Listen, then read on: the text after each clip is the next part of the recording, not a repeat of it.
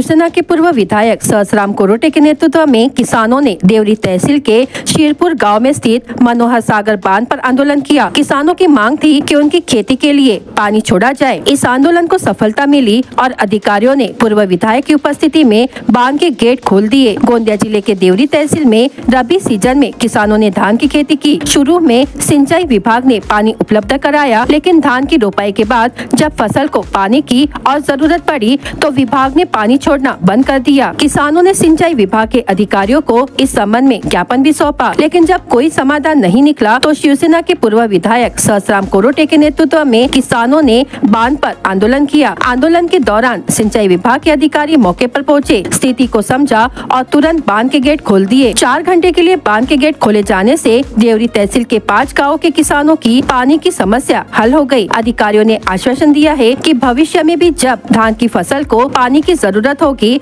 तब बांध के गेट दोबारा खोले जाएंगे। शीरपूर बांध मनोहर जलाशय येथे अनेक शेतकरी गावकरी यांनी एक आंदोलन उभारलं होतं की आपल्या गावाला पाणी मिळालं पाहिजे आणि सर्वचे सर्व गाव शिलापूर पर्यंत जेवढी नदीकाठचे गाव आहे, ज्या गावांच्या खरीपामध्ये पावसाळ्यामध्ये संपूर्ण शेत्या ह्या प्रभावित होतात, पुरा पाण्यामुळे शेतकऱ्यांचे अनेक शेतकऱ्यांचे नुकसान होतो आणि त्यानंतर मग त्याची भर काढण्यासाठी ते रब्बी हा हंगाम घेतात आणि अशा रब्बी हंगामासाठी अनेक शेतकऱ्यांनी आपल्या शेतामध्ये रब्बी लावली, पण त्या नदीतलं वाघ नदीतलं पाणी संपल्यामुळे शेतकऱ्यांना खूप मोठी अडचण निर्माण झाली। 4-5 दिवसापासून शेतकरी माझ्याकडे येत होते। अनेक शेतकऱ्यांचं टावं फोडत होते की माझे 20,000 खर्च झाले, कोणी म्हणायच्या 1 लाख खर्च झाले, कोणी म्हणायच्या 1.5 लाख खर्च झाले। अशा परिस्थितीमध्ये शेतकरी बर्बाद होण्याच्या मार्गावर होता।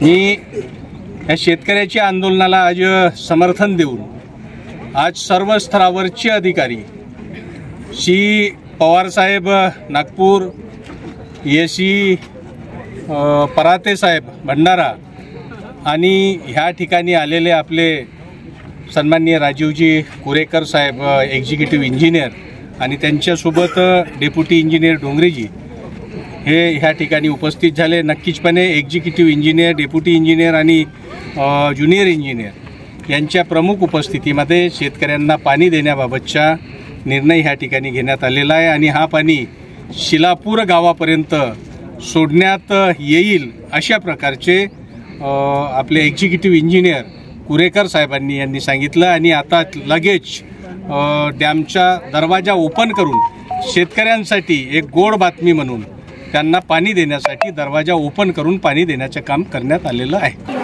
मला आज दिनांक 28/2/2025 रोजी शेतकरी संघटना देवरी तालुका यांच्याकडून एक प्रत मिळालेली आहे। उपविभागीय कार्यालय देवरी आणि उपविभागीय पाटबंधारे विभाग आमगाव यांच्या थ्रू मला हे मिळालेलं आहे, निवेदन मिळालेलं आहे। शिरपूर बांध धरणाच्या पाण्यावर धानपीक आहे, त्यामुळे त्या धानपीक भिजवण्यासाठी पाणी सोडण्याबद्दलचं निवेदन भेटलेलं होतं। तर त्या अनुषंगाने सर्व वरिष्ठ कार्यालयाची चर्चा वगैरे करून ज्या लोकांना आपण परवानग्या दिलेल्या आहेत, असे 17 शिलापूरचे 17 लोक आहेत, त्यांना आपण परवानग्या दिलेल्या आहेत। त्या लोकांसाठी जितके पाणी लागेल तितके पाणी सोडण्याचं नियोजन वरिष्ठ कार्यालयाच्या आदेशानुसार आम्ही इथे करत आहोत। तर आपण जनरली हे पाणी जे आहे शिलापूरचे जेवढे ऑथराईज शेतकरी जे आहे त्यांना पाणी देण्यासाठी 4 ते 5 तास आपण पाणी